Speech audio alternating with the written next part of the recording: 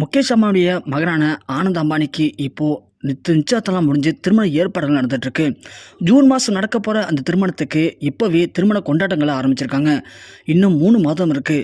அதற்குள்ளாகவே முகேஷ் அம்பானியுடைய குடும்பத்தில் இப்போது இந்த திருமண விழாக்கான ஏற்பாடுகள் செய்யப்பட்டு கோலாகலமாக கொண்டாடப்பட்டுருக்கு.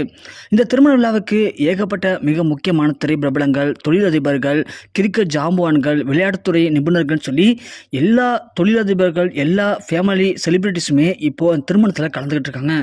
இது ஒரு திருமணமா இல்லை விழா கோலமா இல்லை பேரணியா, என்ன இது அப்படிங்கிற அளவுக்கு எல்லாருமே அதிர்ச்சி அடைகிறாங்க. ஸோ எல்லாருக்கும் தெரிஞ்ச விஷயம் தான், முகேஷ் அம்பானி அப்படிங்கிறது இந்தியாவுடைய முதல் பணக்காரர், நம்பர் 1 இடத்துல இருக்காரு. அப்படி இருக்கும்போது இந்த திருமணத்தை அவர் எளிதாக நடத்திடுவாரா? ஆனால் அவருடைய முதல் மகன் மகளுக்கு பண்ணாத திருமணத்தை விட இந்த ஆனந்த் அம்பானிக்கு எதற்காக கடைசி மகனுக்கு இவ்வளோ ஒரு ஏற்பாடில் பண்ணியிருக்காரு அப்படிங்கிறது ஆரம்பத்திலிருந்து எல்லாருக்குமே ஒரு அதிர்ச்சி ஏற்படுத்தினது. அந்த வகையில் இன்னைக்கு ஆனந்த் அம்பானி அவர்கள் மிக முக்கியமான விஷயத்தை பகிர்ந்திருக்காரு. அந்த விஷயத்தை கேள்விப்பட்டு முகேஷ் அம்பானி கண் கலங்கிறது மட்டும் இல்லாமல் ஒட்டுமொத்த அந்த மேரேஜுக்கு வந்த எல்லாருமே கண் கலங்கிட்டாங்க.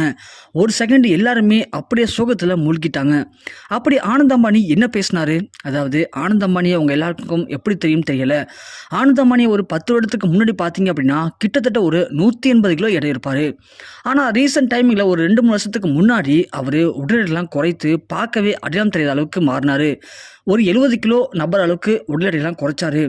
பரவாயில்லையப்பா, பணம் இருக்குது, இந்த அளவுக்கு ரொம்ப எளிமையாக உடல் எடை குறைச்சிட்டாங்களேன்னு சொல்லி எல்லாருமே வியந்து போனாங்க. ஆனால் இப்போது மீண்டும் அவர் 150 கிலோ எடை இருக்காரு. எப்படி எடையை குறைச்சாரு, எப்படி உடல் எடை ஏறினது அப்படிங்கிறது தான் எல்லாருக்குமே புரியாத ஒரு புதிராக இருந்தது. உங்கள் எல்லாருக்கும் தெரிஞ்சிருக்கும், பணக்காரன் வீட்டில் கண்டிப்பாக பணம் மட்டும் தாங்க இருக்கும், சந்தோஷம் அப்படிங்கிறது இருக்காது. அதே மாதிரி தான் ஆனந்தம்மாவுடைய வாழ்க்கையில் ஏகப்பட்ட கஷ்டங்கள். அதாவது கஷ்டம் அப்படிங்கிறது அவரது உடல்நிலை அப்படிங்கிறது நம்மள மாதிரி நார்மலாக இல்லைங்க. அவர் உடம்புல ஏகப்பட்ட பிரச்சனைகள் இருக்காம். அந்த பிரச்சனை காரணமாக அதோட அவர் உடல் எடையை குறைச்சது, அதனால தான் மீண்டும் இப்போ உடல் எடை ஏறி இருக்கிறது. அவருடைய இறுதி நாட்களை இப்போ எண்ணிக்கிட்டு இருக்கதா அவரே இப்போ பகிர்ந்திருக்காரு. சுழற்சி பார்த்த மருத்துவர்கள் அவருக்கு இன்னும் கொஞ்ச நாட்கள் தான் இருக்குது அப்படின்ற மாதிரி மிக முக்கியமாக எச்சரிக்கை விடுத்திருக்காங்க. அந்த அளவுக்கு உடல்ல ஏகப்பட்ட பிரச்சனைகள்.